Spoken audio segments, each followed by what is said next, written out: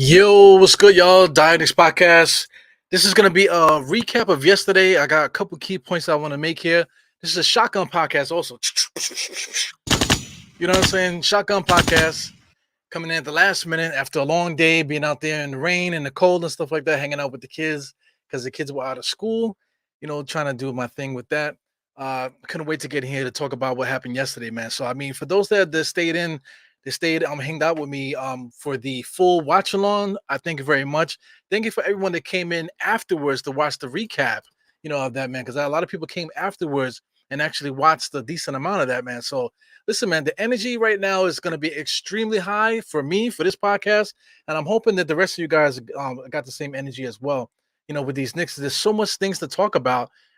Besides, harping on, just all today. I don't. All I got is my phone, man. So I'm looking through my phone, looking through stuff, and I'm just seeing people's reaction. I see people's reaction. Some people still trying to harp on a lot of the negativities that they were talking about all summer. Oh, see, they're looking for validation for their negativity. I still don't get it, man. Like, look, number one, I've been talking badly about Mitchell Robinson all off season.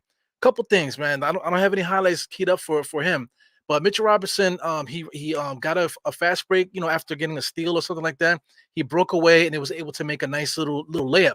Yeah, did it so smooth, you know what I'm saying? So I get it. They're working on, little things that make things a little bit more smoother. But the absolute best thing that I see Mitchell Robinson do the entire game, all his possessions that he was involved in was actually box out. You know what I'm saying? He actually boxed out, which is incredible. So, this so simple that like I feel like that's like a lost art. So when guys are boxing out, like you seal off your position. So that's what I've been keying on. Every time I come on these pods to that Mitchell Robinson's job as a big man is to seal off his area. So he did that, man. I feel like every time I looked at him, he was doing something, keeping his man behind him, keeping his man in check. Not necessarily covering space. Covering space is video game stuff. Him being able to solidify his space is incredible to me. So I mean, the Detroit big man, they're not like Embiid or any of these superstars, but these guys are rough and tumble guys, man. So Mitchell Robinson, like I said, he was able to keep guys at bay and keep guys off of him to the point where he can operate. And the best highlight that I reacted to it in the watch along was when it was right in front of the basket. Instead of just jumping up there and getting a wasted play, possibly getting pushed off balance or not getting the rebound or getting a turnover or getting a foul when he should have just got a basket, he simply just dropped his hands down, box style, like that. The guys behind him couldn't do nothing to him. And then he just let the ball come to him. He caught it, and then he just went up and laid it in. He didn't just bang or try to take the rim off. He secured the rebound, grabbed it, and put it in, and just simply put it in rather than wasting all of his energy, trying to dunk the ball back in. To me, I was losing my shit. I was losing my mind during the game, man, watching that live. So that's all I've been asking for, Mitchell Robinson. Mitchell Robinson could continue to do that. Then we have that piece covered. Because I'm going to talk about it throughout this pod. Is that the you have to open up the game with your starters, right? So he has to solidify his spot with the other four guys that's around him. You know what I'm saying? So as long as Mitchell Robinson is doing that and being a professional and in the manner in which he's doing it, rather than just kind of just like dookie, like just using all of his athleticism, if he can solidify his position, man, you saw last night what could happen. I really, really, really want to applaud Mitchell Robinson for that. For like I said, respect due for all the tough criticism I gave him throughout the summertime. Like I said, granted, I don't have any video to watch him, to see what he's actually doing with his trainer and stuff like that. But just for the simple fact of coming back to what the Knicks want to do, I thought he did a fantastic job with that. Just just got to give credit where credit is due. Also shout out to Deuce McBride. Deuce McBride stole the show last night because everybody forgot about him. I think he came in like towards the end or something like that, maybe the third quarter. I want to say he came in there, and as soon as he came in there, like I didn't even know he was in the game. Because I was in here talking with the guys that was in the chat there. Shout out to Savvy D, shout out to Simeon Russell, shout out to Knicks and Bruises, Tony Crow. We all was hanging out talking and stuff. But in between that, like just McBride caught a steal out of nowhere, flew up the court. Showed up by the end of the game. He had 6 steals. So that's a forgotten player, man. So that's one key thing also that I need to make sure that I get that out is that everybody has to be ready. And just for the simple fact that dude came out there like gangbusters, his skill set is not that good, to tell you the truth. He's a pro basketball player, pro game. He's not going to do too much in any regard. He's a good shooter, a borderline great defender. You know what I'm saying? He can run an offense. You know what I'm saying? He can make a layup. He can run the floor, that type of thing. But he doesn't do anything so crazy where okay, maybe we should start him. No, I think right now he's just a very good third string point guard. And that's not a knock on him. A very good third string point guard. That means if IQ and Rose get hurt, or if God forbid Brunson gets hurt, we have an NBA player on the bench ready to play. If I can also say that Archianato, whatever how you pronounce his name, he also gave us great minutes. Coming in off the bench there. He showed a jump shot that I didn't really notice from him. He kind of looked like Jimmy Fredette, but the way that his arm is here and the other hand is way off to the side, and he kind of just shoots like that. So I mean, it was very, very pure. You could see that he made another drive where he came around a pick and went straight down the middle, and the defender Jalen Duran was ready to pin that against the board, but rather than let him do that, he made a nice little stop and spin, same way that Jalen Brunson would do. I'm quite sure those guys have been practicing that with each other since college.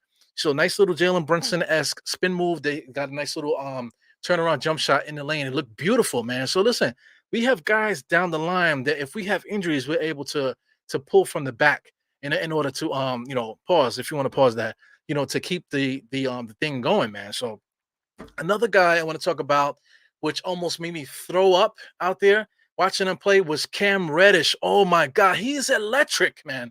So we've been like that whole day, the day before that, I was on Sim's show. I was on Steph's show, Dope Soul or whatever, and then not Dope Soul. We was all on Sim's channel. I did one session with on Steph's show, and then the same guys, we did the same session on Sim's show right after. So anyway, we were just talking about, we was just really getting on Cam Reddish, how he needs to bring it. Like if he's gonna do it, he has to do it now, man. You know what I'm saying? He cannot wait for somebody to give him a spot. He got to come up there and just show that he could play. So I think that's what freaking had me going crazy, because I feel like everybody that had a Knicks jersey on came out there to play, bro. Came out there to play. I cannot believe it. I can't. I'm like I cannot believe. I have not seen a Knicks team come out there like this in a long time. I know you get excited about your team when they come out there, excited to see certain guys play, but we always see the bullshit. The bullshit always comes. I'll get to that in a second because there is some BS to talk about. But outside of that, there's always something that I remember that gives you a tickle from last year. This game, I didn't see anything. Now, I don't want to diss Detroit Pistons, man, because listen, Detroit Pistons, they're rebuilding too. They got a lot of young guys there, but they have a lot of guys that give us mismatches and stuff. So, the old Knicks last year, we probably would have lost this game, even though it's preseason, right? But, playing against a team like this is a team that we lose to. Because I also made the point during the game that the Detroit Pistons are playing a similar offense that the Chicago Bulls used to play when they had Laurie Marketing, when they have basically all five guys up top. They're not playing a center down low, all five guys up top, and then they do a crisscross where one guy on this side, one guy on this side, crisscross each other across, and then they go wait on the corner. If they don't get a play right away, they go wait in the corner, and then they'll have a dribble guy, guy with the ball that gets a screen set for him. If he has a shot, he takes it. If he doesn't have a shot, he continues around the screen and goes to the basket. If he can't get the shot there, he hits somebody on the corner. I hate that style of basketball because they'll run the same play 20 times straight, and if they miss, like if they can run it 10 times straight, and if they mess up 7 times, but they made it 3 times, like 3, 6, 9, that's still 9 points, man. So if you're like running the offense and struggling, not really hitting the three, getting a couple layups, and maybe get fouled during that time period, you might only get 8 points, But during that time period, that dude, all they got to do is hit 3 shots, and now it's 9-8. I hate that style of play. That's the modern basketball that everyone keeps capping for. But the Knicks played them well, man. Because Detroit, like I said, they're well coached. They got Dwayne Casey over there. He's another hard ass, just like Tom Thibodeau, making sure guys are ready and prepared. So his team was ready and prepared. I was very impressed with several of their players on their team. Shout out to Livers. I thought he was really good. This guy, Jaden Ivey, man, he's going to be incredible. Like I said in that pod, once he becomes self-aware. When Jalen Ivey becomes self-aware out there, guys, he's going to be unstoppable. Now, I made the comment, he's going to be Latrell Sprewell. That's not a diss. That's not a diss. Latrell Sprewell at his peak was averaging like 25 points a game. So I could see him doing that, man. Totally, killing it on the passing lanes, constantly flying up down the court. Every single time he was going straight down the middle, right down the Knicks' throat. Not necessarily due to bad defense, just for the simple fact that he is just like a knife through butter, man. You can't really stop him. Once he gets down there, then he's strong enough and powerful enough to get the shot up. So I mean, he's incredible, man. So it was really fun to watch him play. But outside of that, like I said, there's quite a few players in Detroit that's really good. But let me talk about Cam Reddish, man. Let me just bring it back to Cam Reddish. His ability to play defense, get in the passing lanes is incredible, man. As soon as he starts running, him running with the ball is scary to me. Like watching him run with the ball, it was like watching an octopus fly up the court with the ball, man. So, what's important with him, just like Jaden Ivey, he is incredible in the full court, man. So if he's going, like something's going to happen. Either he's going to make a layup or he's going to make a play for somebody else. Man. So there was a few times where he came down where it just was like rope, like Moses parted the Red Sea. Like it's also like almost like all the spotlights were on him. He looks a little bigger, looks a little stronger. His eyes, I like to look at eyes and stuff like that. The confidence in his eyes, he looked like a hungry, like he looked like a hungry dog, man, like a hungry animal out there looking to get some food, man. And he was eating, but he did get hurt, man. So I want to say that he turned his ankle. It looked bad, but I don't think it's as bad as they played it out to be, especially with us fans, how we were carrying on about him being injury prone and stuff like that. He is injury prone. There's quite a other few players on our roster that's injury prone as well. But what I think with Cam Reddish, I think they'll take it easy with him. He might actually play Friday. We'll see. Because we actually need these guys to play. We can't have guys out. So he might take a night off just to make sure that he's good, not to really overdo it, and then start over again next week. Maybe we might see Quentin Grimes on Friday. So that's interesting too. I want to see Quentin Grimes before this preseason's out. But like I said, that Cam Reddish. Listen, all the questions that we have, people want Cam Reddish. They want Tom Thibodeau to give him a spot. The way that he played to me, it just looked like that he wanted that spot. Like it's very hard for a coach to put guys into spots. If everybody's playing well, but not necessarily spots. You can take it back as a coach and look at your roster, and be like, okay, this is how I can get these guys going. I could put this group together, and then I could put this group together. So that's the one thing that coaches could do. As far, like I said, as far as getting guys all these minutes and shot attempts and all that. That is where the nonsense, the pressure, the mid and what do you want to say, mediocre basketball minds out there, basically us, that we talk that way about getting shots and stuff like that. It's not really about that. When it comes to good teams, you have to get the best squad out there to make it work. Shout out to the Phoenix Suns when they was winning. I kind of figure I think they're gonna have they're gonna fall back a little bit. But when they were winning, are they worried about Chris Paul getting his shots or Devin Booker getting his shots? Who else is gonna get shots on the team? The guy DeAndre Ayton. Those are the three guys getting the most shots, right? But what about the other guys? When it comes down to that, let's say one guy gets 20 points a game, another guy gets 20, another guy gets 20. That's only 60 points, right? So most of these teams can get up to 120. So who's scoring the other 60 points? So there's going to be scoring come from other areas too, man. So the point I'm trying to say is that it's a team sport. It's a team sport. So if we can put out a top five, oh man, I'm trying to tell you, like I was so excited about that. I hope you guys are excited too. I'm gonna get into the meat and potatoes of this roster. I'm gonna take a look at the actual roster in a second, just so I can have like a reference here. But let's say what's up to you guys. Let's see a couple of interesting names here. Shout out to Queen Grant, the first one in here. Once again, guys, thank you guys for popping in here. This is a shotgun podcast, like I said in the beginning. I was outside with the family and stuff. Not really great weather in New York City. It's kind of chilly. It was raining all day. Thunderstorms here and there. It wasn't really a good day to be out. But it's almost Halloween, so you got to do the Halloween shopping and stuff. You're trying to prepare stuff for the winter, and also prepare for me to go back to work. I'm gonna be going back to my regular day job pretty soon. With this broken foot. I'm almost there. So we got to start preparing for that. So that's what we're doing today. But anyway, shout out to everybody here. Got Geraldine, Sherwin, is always good night, man. Are you Jamaican? I need to know. Are you Jamaican? Because most Jamaicans always say, hello, good night. Like, okay, bye. Like, no, not bye. I'm just saying, hi. Oh, okay, that's a cultural thing. It's an Illumatrix. Yeah, man, I'm going to get into RJ and Randall if anybody's wondering about that. I just want to say what's up to everybody. I'm Jarrell. Bodega Wi-Fi with the key jokes to save me from crying on my own podcast, man. Shout out to Jay Boogie. I got to get him on the show. I'm gonna try to get him out on the show before the preseason is up. It just really depends on schedules and stuff. Craig McQueen, Jalen Brunson is the real deal. Yo, man, Jalen Brunson.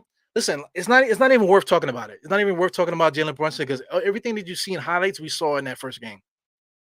So that's it. Nothing really to break down. I don't need to break it down about the move that he did and blah blah blah, how smart he is and how he did. No, the guy is a good player. We done seen as many highlights as we're gonna see about him. We done talked about him enough during the summertime. He showed up and he was Jalen Brunson. That is exciting, bro. That is exciting. He showed up and he was the guy that we thought he was, man. So that is extremely exciting. Jalen Harris, Mr. Korean Grant. He's actually I can't think of the actual team that he's from. Let me see if they have it here. Oh, Jalen, he actually played for Nevada and Louisiana Tech. If you look at his stats are trash in college. But he's one of those guys that like a lot of these trainers. A lot of these trainers were trash when they were when they played in college. But you know, if you can't play, then you can teach, right? So anyway, with a guy like this, he actually became like good after he got out of there. Once he started playing G League and stuff like that, he actually got better. So you know, if I could compare a guy, he reminds me of somebody that the Miami Heat would pick up. You know, like somebody that's really good. Like, who the hell is this guy? But all of a sudden he's starting. You know, so he kind of reminds me of a guy like that. So I mean, to have a guy, this that's the mindset with the Knicks new front office and coaching staff, is that we're finding diamonds like this, guys that are way in the back. You know, we're talking about G League level players or just talent that we're bringing into training camp. That if we had injuries, let's say if we you know, I mean, because we have a guard glut right now, but if we didn't have a guard glut, let's say if Rose started off hurt, Quentin Grimes is already hurt, and you know, whatever. Let's say if we didn't have Deuce McBride or something like that, a guy like Jalen Harris is possible for him to make the team. Is he a point guard? Not really. Is he a shooting guard? Not really. He's more of a combo guard. But like I said, combo guards is what Miami always seems to find.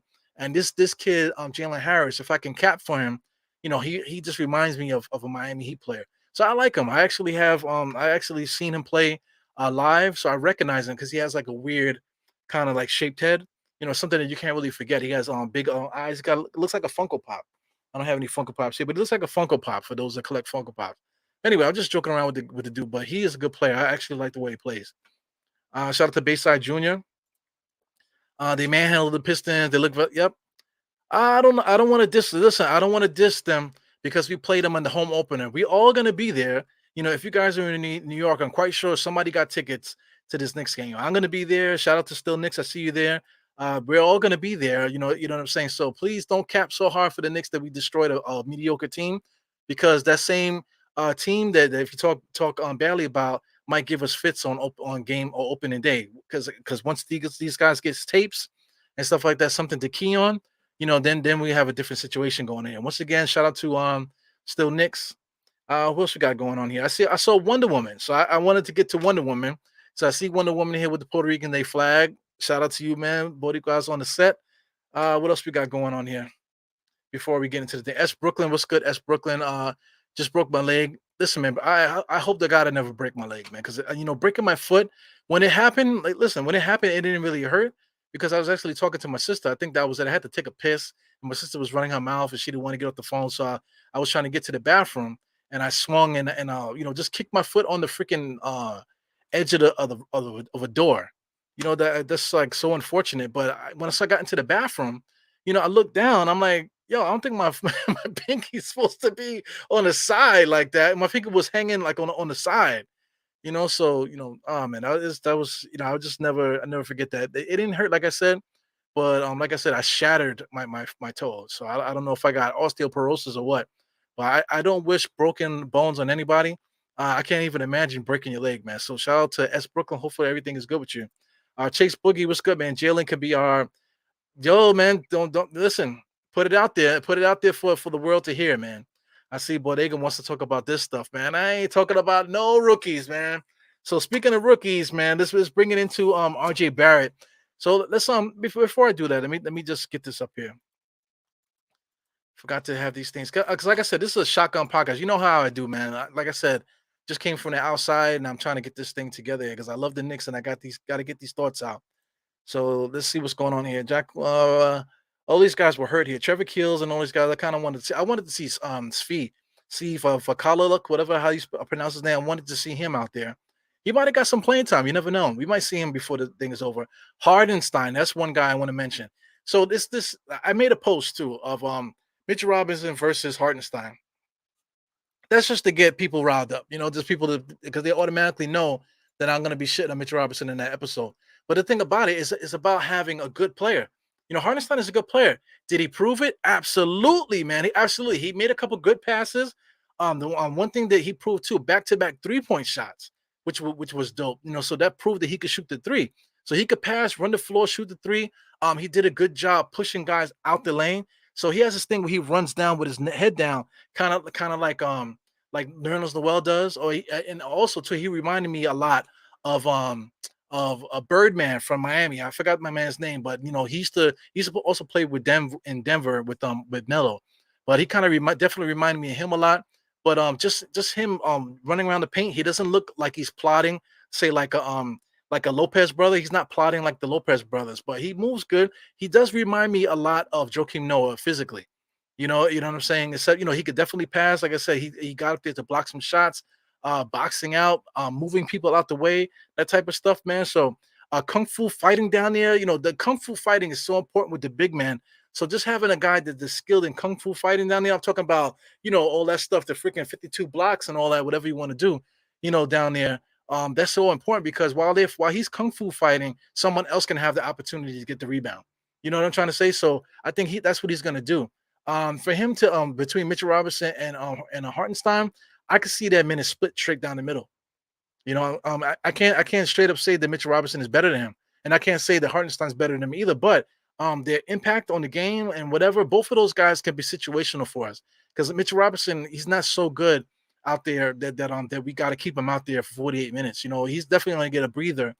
And we'll talk about Mitchell Robinson and Obi Toppin as well. Before we get up out of here, I see guys popping in here. Thank you for coming in. I really appreciate it, man. With these shotgun pods. What else we want to talk about while we're here? Talk about Mitchell Robinson. Uh, Emmanuel Quickly is another name I want to talk about. Emmanuel Quickly, for one thing, for the eye test watching, he slowed down. Like he like totally went down a couple notches in his speed because a lot of times he'll be flying up the court and there's four guys behind him, and then he has to come back and whatever. He's like a rabbit without a head. But this time, I feel like they got into his mind psychologically to let him know that he needs to slow down. There was one play in particular because he was doing it all game.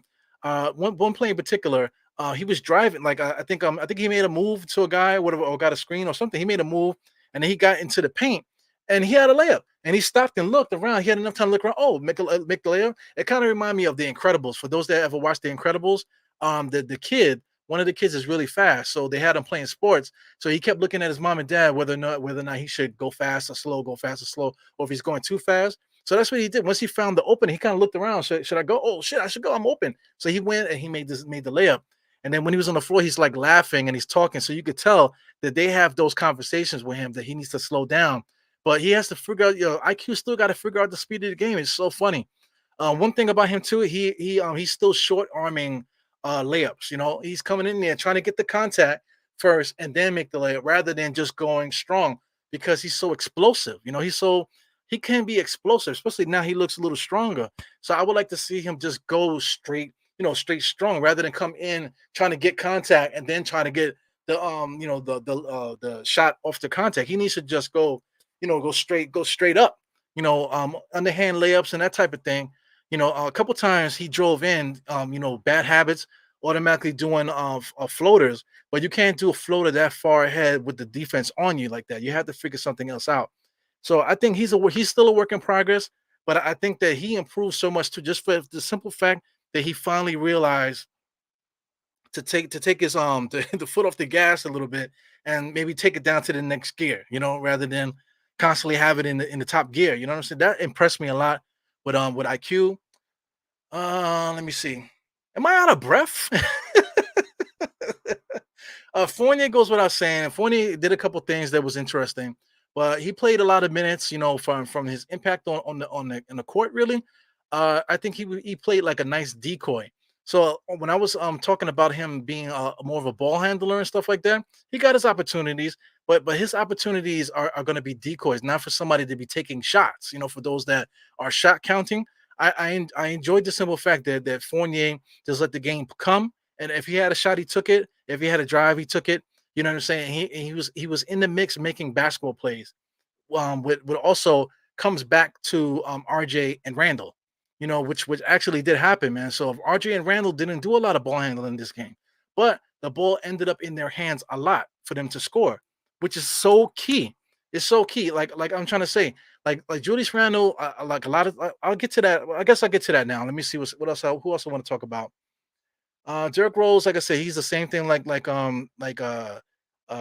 the name? Evan Fournier. Derrick Rose and Evan Fournier are very similar. They're just decoys out there. They're just playing ball, making the right plays, hitting jump shots, taking a shot if they have it. That's basically what they both did yesterday. So that's fantastic. Who else we got here?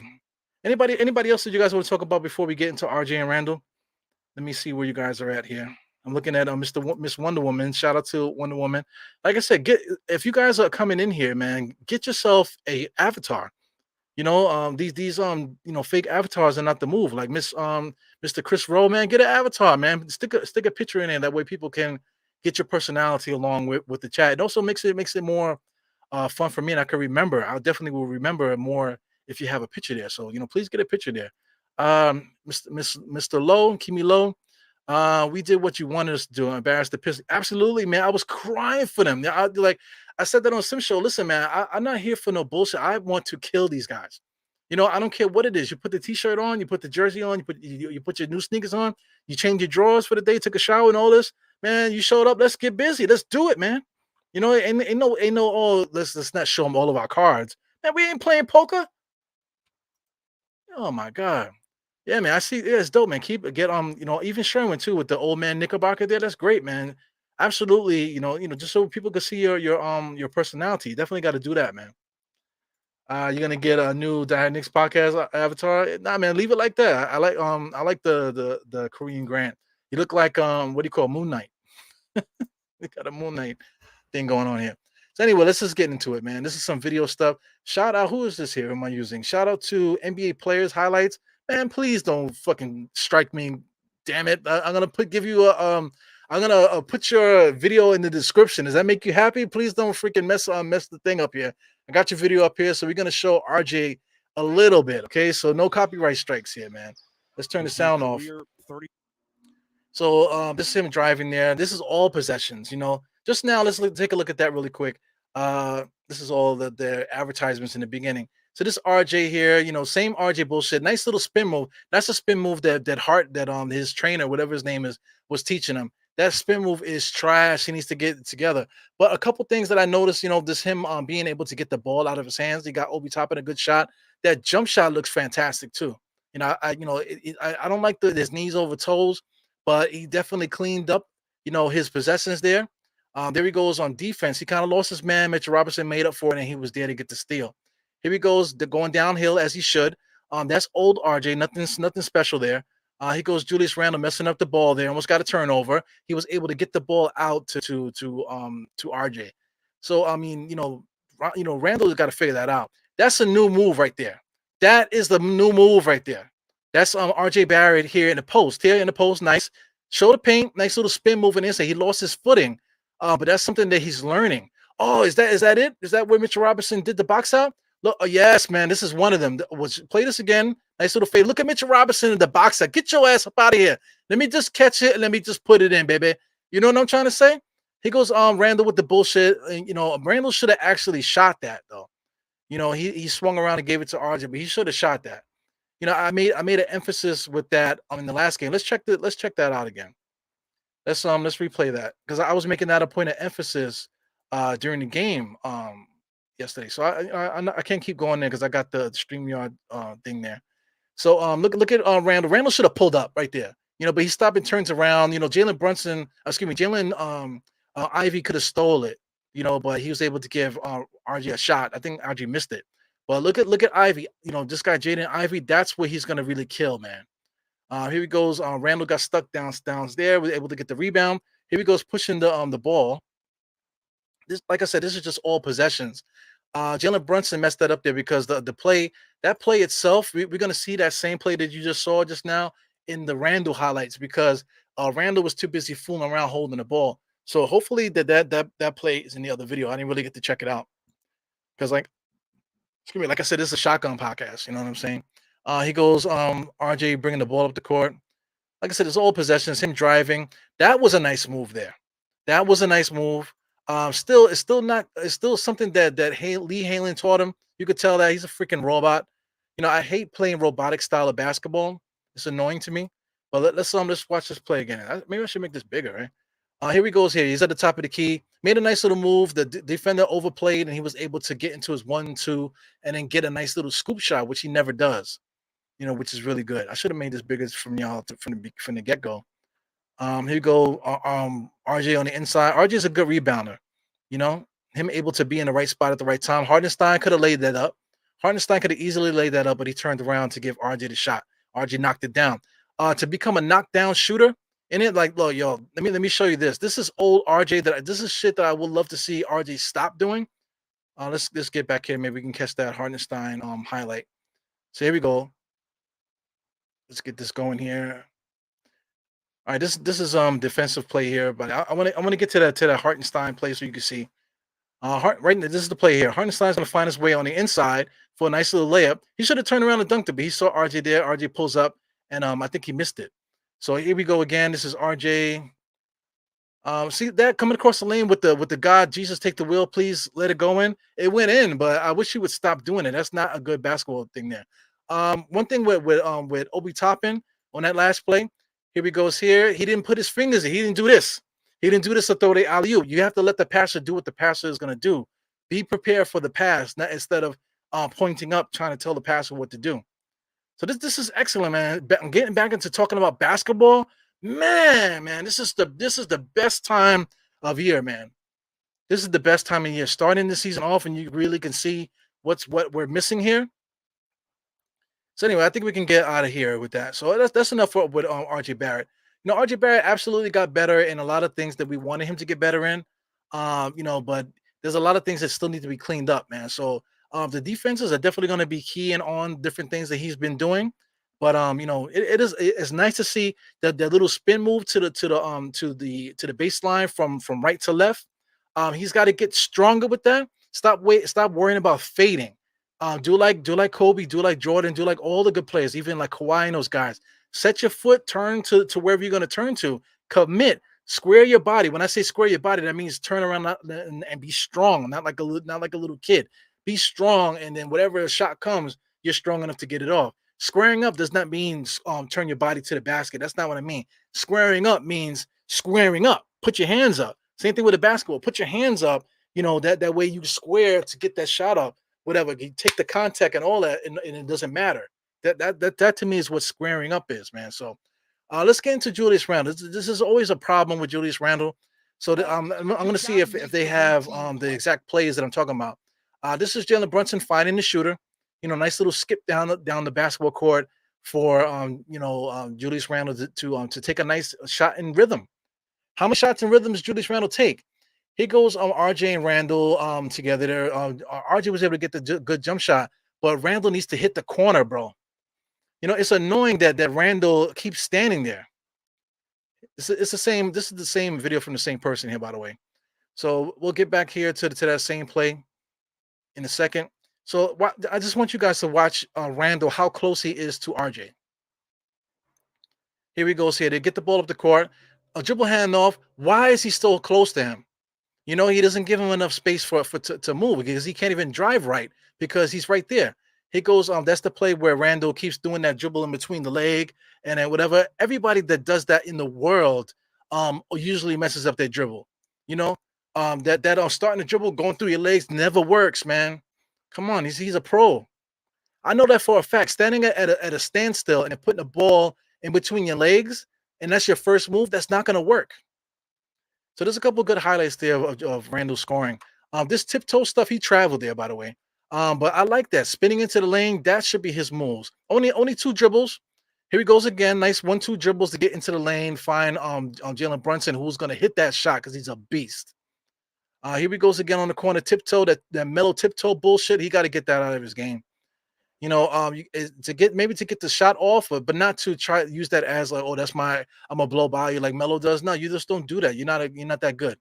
He traveled again there. The referees don't call that. Here, easy 1-2 dribbles. If Randle's taking more than 3 dribbles, then he's playing around. He goes Randle on the inside. I would rewind that, but he should box out. Randle doesn't box out. This is annoying. That was him able to get RJ a shot. He also was still too close to him there. Here he goes on the side there. That stupid ass jab step. That jab step, he got to get that out of his game. I guess he learned that from Melo, maybe from Chris Brickley. This was early in the game here when he got that breakaway OB-esque kind of dunk there. Here he goes on the inside where Randle was able to pick up the loose ball from Mitch Robinson doing the work there. They go to the stupid ass jab step. He needs to get that out of his game. Chris Brickley absolutely taught him that. That's a Melo move. Where's Randle? Randle's in the wrong spot, not boxing out. Randle is not boxing out. He needs to box out. I wish I could be a coach, man, and let these guys what to do. See, in the inside again, he needs to box out. So anyway, this is the end of that. So this is their advertisement. So since we're doing it, once again, remind you, this is NBA players highlights. Man, please don't give me no damn strike. God damn it, you stole the footage and I'm stealing it from you. What the hell? You know what I'm saying? So let's keep the culture going here, man. So anyway, what do you guys think about what I was saying there? I'm salivating. It's hot right now. The heat is up now because the weather is below a certain temperature, so the heat is up. And I'm sweating my nuts off here as I'm spitting this fire for you guys about these Knicks. I'm so excited, man. RJ, he's showing me some things that I've never seen before, so I'm okay with him. I'm okay with him. As the season goes along, he'll watch tape, and then the coaching staff will work with him like that. RJ, Julius Randle is trying to take his time, but that tiptoe stuff is not working for me, man. It's not going to work for me. We can't be going to that. We definitely got to get him his shots because he's a rhythm shooter too. I get it, but I can't take that tip tapping. So I know you guys can't take it either. So let's check this out. Yeah, man, fair use. It's supposed to be fair use, man. But a lot of these guys, they act like they because they stole the footage from the NBA website that now I'm stealing from them and they're gonna get mad. Like, come on, man. Listen. You're lucky that the MTA didn't shut their page down. You know what I'm trying to say? So anyway, much respect to those guys on the other thing. Like I said, I'll leave the video in the description once the video is over. So CAA, what are you talking about? If only RJ had, Brunson's footwork is immaculate. That's one thing that we saw.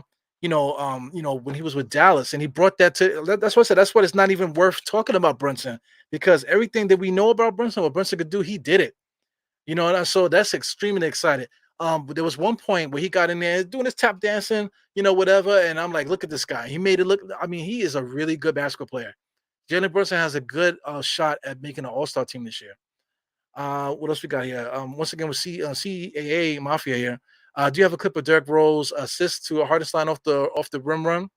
No, I don't, man. I don't. Like I said, this is a shotgun pod, so I didn't really get a chance to really get some good footage to talk about. But we could talk about it.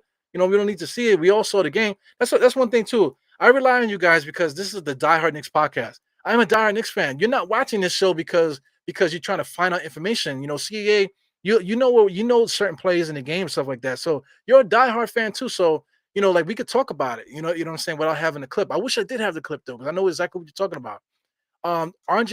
Derrick Rose and Fournier, like I said, it's not really worth talking about them because they're not gonna be impact players like that with heavy minutes and stuff like that. But what they do from the starting unit and the bench unit is they're gonna come in there and they're just gonna play ball. If they have a shot, they're gonna take it. But they're gonna make good basketball plays. You have to put the ball in their hand to make good basketball plays.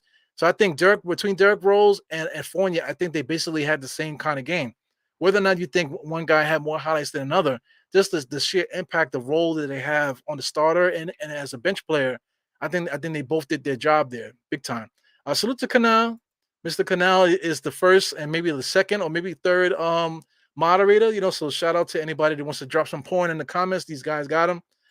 East Blue Drew has been here a lot lately, man. I really appreciate you. Any more basketball stuff? We got G Robinson. What are you talking about? Randle does not move without the ball. There was a couple times, right? There was a moment that like that's what I said. I wish I had the moments when he did that. But when you watch body language, everybody's body language kings now. All of a sudden, body language, right? Randle has the worst body language in the world, but you can read him. He's one of those guys that you can read him. You know exactly what he's going through just by looking at him. So there was a couple times where Jalen Brunson was the lead ball handler in the corner, right? So you got my picture, right? Randall is by the free throw line. Then you got RJ in the corner over there. Then there's some other action on the bottom there. They're basically running a triangle set. So anyway, Jalen Brunson got the ball, but instead of usually what Randall would do, Randall would come up from the foul line and beg for the ball back.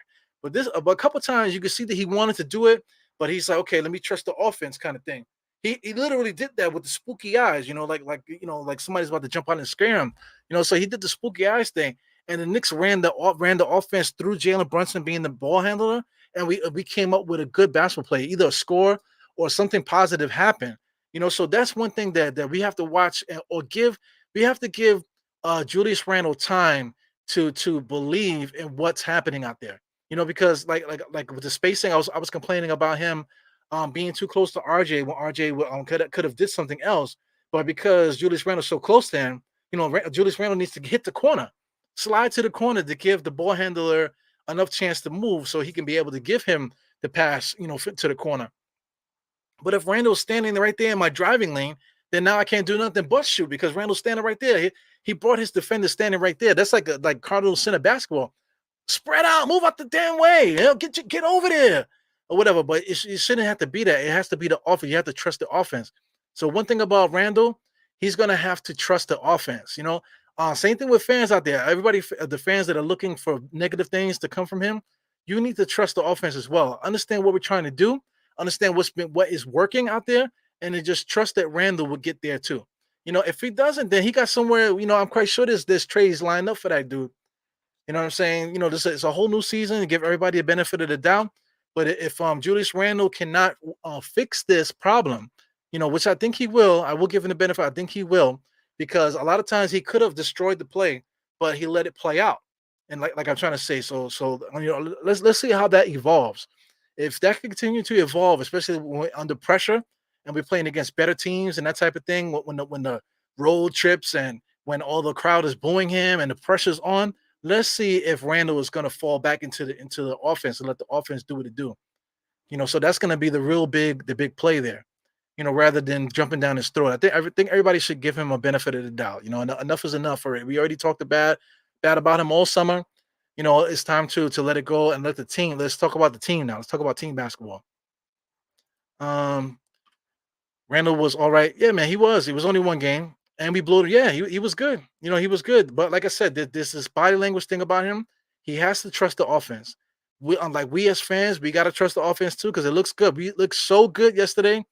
So I can't wait to see the Pacers. It's going to be a different kind of game against the Pacers. So I'm really trying to believe what these guys are doing. It's fun. So what else we got going on here? That tip tap might be timing mechanism for Randall too. Yes, I don't think I don't mind that he gets separation for a shot, but with doing the tip tap, I don't think he was getting separation. The one thing about Melo, what Melo does such a good job of, Melo has both feet together. That's number one, and he's doing the tip tap stuff because Melo has the ability to blow past you with one step. So he got his 2 feet together, right? Am I right or wrong? He got his 2 feet together holding the ball, and he's usually tip tapping like that. But that tip tap can turn into a full blow by. You know what I'm saying? Or into a crossover, something like that. Randall does not have that in his game. And like I said, he keeps doing that, holding the ball and doing that dribble through the leg move, which never works on any level. That does not work. If you play basketball and you do that dribble through the leg, starting from a standing position and go, their first move is dribble through the leg, man, you are trash. You know what I'm saying? Get that out of your game. You're trash. Ah, man. What are you talking about, Trav? I think I missed something. What's good, Trav? Just saying what's up to you. I think I missed something here. He wasn't traveling. I'm just talking like crazy, man. You know how I do. Sherwin, what's good, man? Uh, you are coming off as just a hater. Obi was awful when he was not leaking out for a dunk. Talk about Obi airballing. I didn't get a chance, Sherman. What's the matter with you? God damn. I didn't get a chance, man. Obi Toppin did a good job of doing what he does, so it was very important impressive. Like I'm saying, not pointing to the sky for everything, him cutting when he needs to. But yes, him shooting the ball, like if you watch the watch along, go to the watch along and find the part where during the time where Obi Toppin was shooting the threes, I talked about it. I was yelling about it. Because Obi Toppin, what are you worried about somebody taking his minutes off the bench that you lost the confidence in your jump shot? I said that in the watch along. So Sherwin, come on, man. Who you talking to? You talking to the diehard Knicks fan here. I shitted on Obi Toppin his whole beginning of his career, but now it's not the time.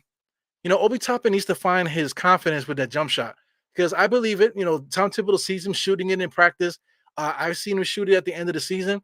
Is he in his mind worrying about somebody, Tom Thibodeau taking him out the game? That's something he needs to get over. Because outside from that, the rest of his game is extremely impactful, man. The rest of his game is really good. So if Obi Toppin can hit that jump shot and not stop worrying about if somebody's going to take him out the game, you know what I'm saying? Take him out. Worrying about being taken out the game is not professional. So he needs to get that confidence in his jump shot and his professionalism to match. So listen, man. Sherman, who you talking to, Sherman? Diehard Eru here, man. So Eru, we're going on Steph Channel at 9 p.m. Yeah, I did see that, man. That's why I was trying to get on by 8, so that by the time I finish up here, maybe I would have time to pop on with you guys. We'll see, man. You guys are supposed to be on in about 7 minutes, man. So shout out to everybody here. After this pod, go check out Steph's show. Steph should be on, like I said, in about 6 minutes or so. I don't know if they're on CP time or not. But they usually start promptly because Steph don't play. So I'm just gonna wrap it up here because I am done. I'm just going through the chat here, making sure I show love to people popping in here because I do appreciate it. Because like I said, the way that I operate this channel is definitely blah blah blah blah blah. Shotgun podcast. You know what I'm saying? I put it out there, and you guys still show up for me, and I appreciate it, man. Definitely. I hate that Randle don't move. Can't. Yeah. There's a lot of little things that I can't stand, but like I said, give him a shot.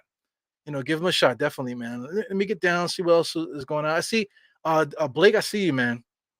He's not. You're talking about Obi, right? He's not hitting those elbow jump shots. Yeah, I get you, man. What are you saying here, Mr. Kareem? I think Randall realized that he absolutely he can see that I'm not the number one guy now. But that's the problem that I have with anybody talking about shots and this is not his team, that type of shit. If you're talking that way, then you don't know basketball. This is not his team and this team and all that stuff. You don't know what you're talking about. Now I can't talk to you because you're talking in a superhero way. If you want to talk about superheroes, go check out the Die Hard Marvel channel. You know what I'm saying? If I could do some product placement. If you want to talk about fantasy, go check out the Die Hard Marvel channel. Okay, I have another channel where I could talk about fantasy on that channel. And when it comes to the NBA and basketball, I'm not talking fantasy. Let's talk about the game. Let's talk about what really happened, not what you think in your mind is going to happen. You know what I'm trying to say? Kerry Cost, what's good, my man? 25 years old and still no confidence. Listen, Kerry, like you got 2 kids. You got a wife and 2 kids. Yeah, and you're worrying about you don't have the confidence in your jump shot because you're worrying about if Tom Thibodeau going to take you out the game. Hey, man.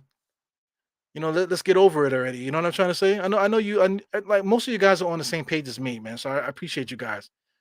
Randall is faster than, and Randall can blow by 90% of power forwards in the league. I get it, man. But who was he blowing by in this game? You know what I'm trying to say? Who's in front of him? Bogdanovich. What's the other guy? Sadiq Bey. So the power forwards are not like the 1990s power forwards, where the guys are like 6'10" and 250, 260, could barely move. You know what I'm saying? A lot of these guys are small forwards. They shouldn't even be playing power forward. So it's a different game, So that jab step, I wish he would stop it. I really wish.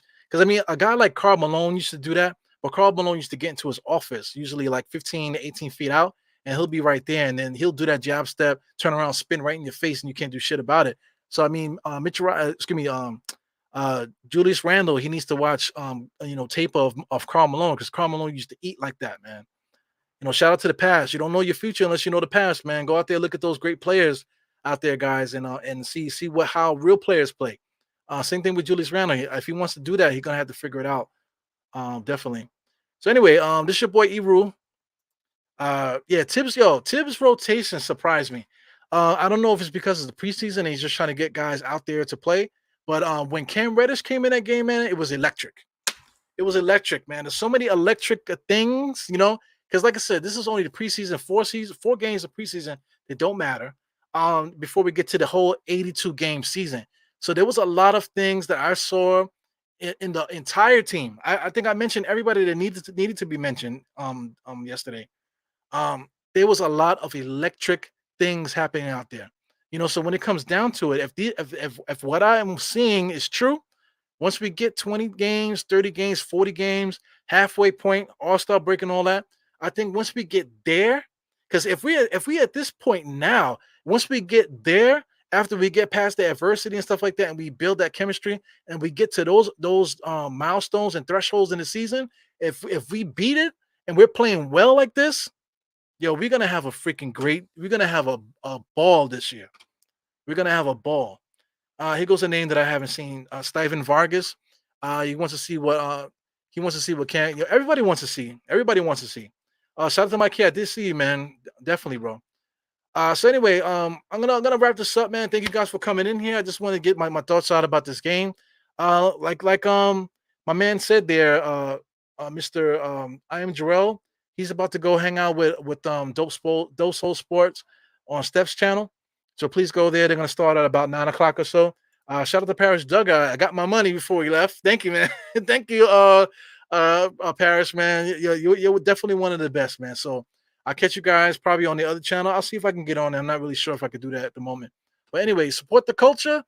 The Knicks are good. We play the Pacers next back to back. It's going to be a different style of basketball. They're not going to play the bullshit ball that Detroit was trying to play. They're going to play a little bit different. There's a couple mismatches that we got to worry about with the Pacers. They're still good, even though they should be trash. They're still good, but there's a lot of things to really circle in the next Pacers game. It's going to be interesting, man. So thank you guys for tuning in. This is your boy Eru. Let me pop this out of here so you guys can see me clear. Nah, that's not it. There you go. I'll leave it like that. 4 fingers to the forehead, tucking the thumb salute, and I'll see you guys next time, man. Let's go, Knicks. We are here. It's hard for me to pace myself. I'm already sweating already in a preseason, talking about a preseason game. But this is what we do it. This is what we get paid the big likes, because it's not bucks. So make sure you hit the thumbs up and the like before the like button before you get out of here. Also subscribe if you're not subscribed. And I'll see you guys next time, man.